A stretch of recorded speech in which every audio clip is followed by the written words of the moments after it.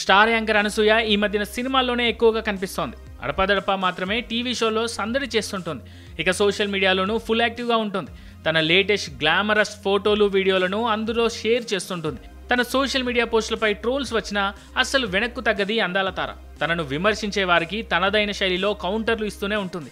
తాజాగా అలాంటి సంఘటనే మరొకటి జరిగింది. మార్చి 15 శుక్రవారం దేశవ్యాప్తంగా హోలీ సంబరాలు ఘనంగా జరిగాయి. సామాన్యులతో పాటు సెలబ్రిటీలు ఈ వేడుకల్లో భాగమయ్యారు. తమ కుటుంబీకులు, స్నేహితులు, సన్నిహితులతో కలిసి రంగుల పండుగలో మునిగి తేలారు. అలా అనసూయ కూడా ఒక హోలీ ఈవెంట్లో పాల్గొంది. హైదరాబాద్లో జరిగిన ఈ కార్యక్రమానికి స్పెషల్ గెస్ట్గా వెళ్ళింది.